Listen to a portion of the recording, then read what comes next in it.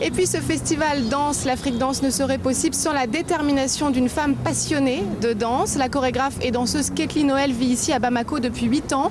Elle veut faire de la danse une vitrine pour le Mali et l'Afrique en général. Elle est la directrice artistique de cette 8e édition et nous sommes partis à sa rencontre.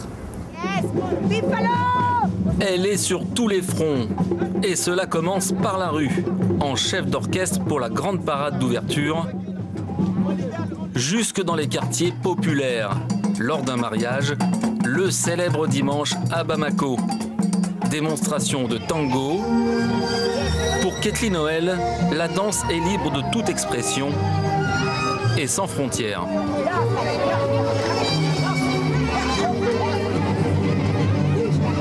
Partager la danse, pour la montrer à un plus grand nombre, pour la rendre tout simplement proche du public, proche de la population locale, comme la danse africaine l'a toujours été. Nous allons passer à la présentation. Derrière la femme d'action, nous retrouvons Ketli, qui sont là.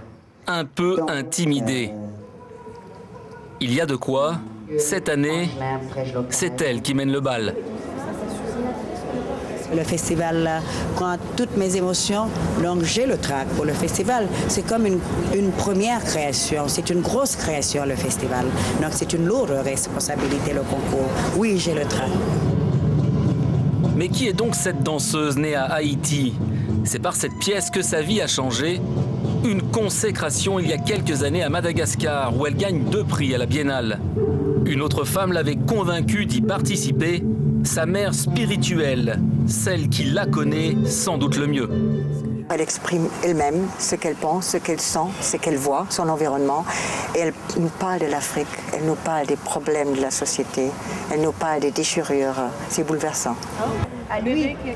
Ketli, adorée et respectée par les autres, à qui elle transmet sa passion chez elle, à Bamako, dans son centre artistique.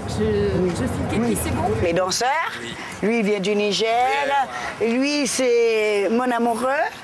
Un bandit, il danse super bien. Tu veux pas faire un petit truc de Choumakaya, Chouma.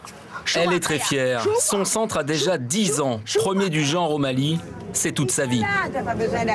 Mariko est là, non? Je ne peux pas dissocier les deux.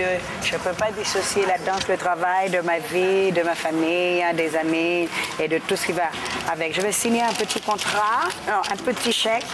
Peu importe le coût de sa passion, Ketli continuera encore longtemps à creuser le sillon de la danse en Afrique, tel un antidote sur tous les maux qui pèsent sur sa société. Faire de la danse un moyen d'insertion sociale, c'est donc aussi ça l'objectif du festival. Pendant 7 jours, danseurs et chorégraphes partent donc, comme vous le voyez derrière moi, à la rencontre des Bamakois dans leur vie quotidienne. Ambiance de jour de match, mais pas de ballon ni de joueurs. Dans ce quartier de Bamako, un terrain de football, décor tout trouvé pour organiser un balani. Une fête de rue populaire, très chère aux Bamakois. Concours de danse, performances et autres improvisations. Dans ce mélange, chacun profite. Artistes et public ne font plus qu'un. Il y a plein de gens qui nous voient à la télé, qui voient que nous on danse, mais ils ne nous voient pas réellement. C'est une occasion pour eux, pour nous regarder aujourd'hui en face.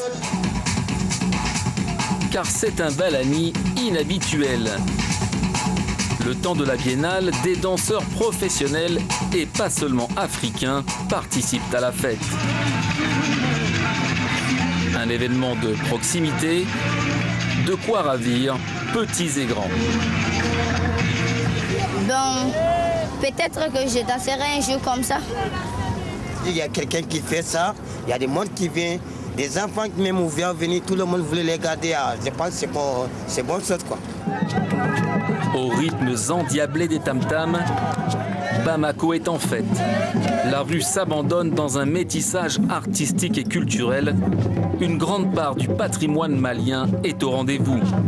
Une occasion rare de défiler ensemble. Mais le festival est aussi l'occasion de découvrir un autre visage de la culture urbaine, souvent ignoré dans une société où religion et coutumes restent très ancrées. Difficile d'être danseur de hip-hop.